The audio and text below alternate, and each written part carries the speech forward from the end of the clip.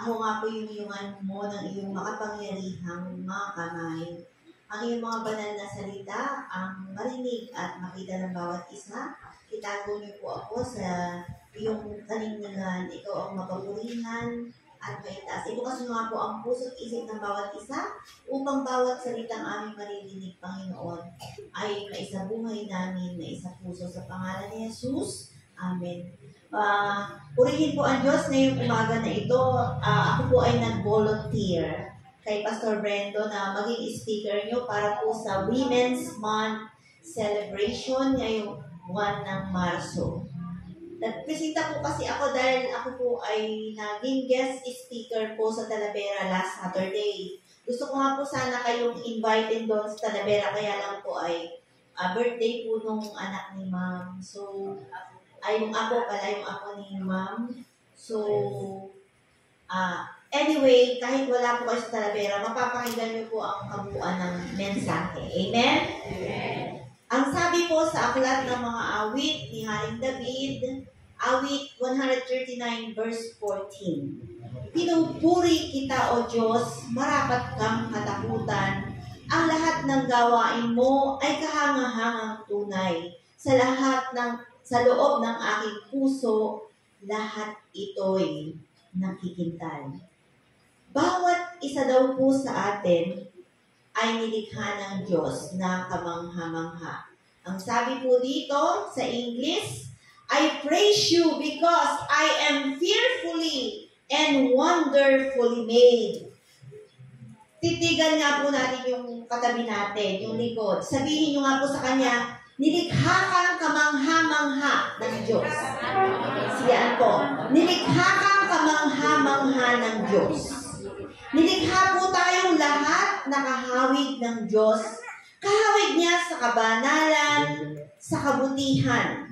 We are created in the image and likeness of God, knowledgeable, righteous, and holy. Amen po? Amen. Pag tinititigan po ba niyo yung katabi niyo, masasabi niyo po bang nilikha siyang kamangha-mangha? Amen? Ngayon din po, buwan ng Marso ay pinagdiriwang din po natin ang World Day of Prayer kung saan sa buong mundo po ang Hawaii ang host country ng buong mundong pananalangin. Bakit po kailangan nating manalangin? Bakit humihingi po ang WSCS o Samahan ng Kababaihan sa buong mundo na manalangin tayo? Ang dahilan po ay meron pong gulo. May gulo po ngayon sa bansang Pilipinas, hindi po ba?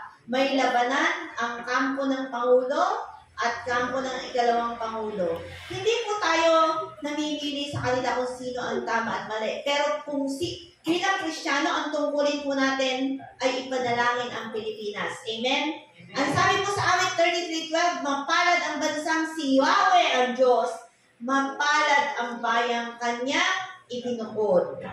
Sabi po kasi, kailangan po para makita na tayo totoong Kristiyano, hindi po tayo reactive.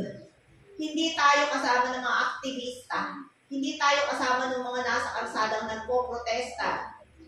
Kundi bilang Kristiyano at bilang mga kababaihang Kristiyano, ang dapat makita po sa atin, tayo ay pinili ng Diyos at tayo po ay nananalangin. Amen? Iniluluhod po.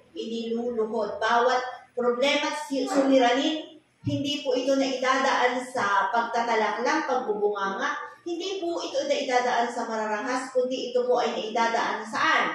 Sa pamamagitan ng pagluhod, sa pamamagitan ng prayer and fasting. Sabi po sa 2 Kronika 7:14, ngunit kung ang bayang ito na nagtataglay ng aking karangalan ay magpapakumbaba. Pag sinabi pong magpapakumbaba, kasama po doon ang pagluhod. Ano pa? Nagpapakumbaba, niyuyuko po yung ulo. Iniyuyuko po yung ulo sa Panginoon. Yung po yung nagpapakumbaba, nananalangin, hanapin ako at tatalikuran ng kasamaan, pakinggan ko sila mula sa langit, papatawarin ko sila sa kanilang mga kasalanan at muli kong pasasaganahin ng kanilang lupay.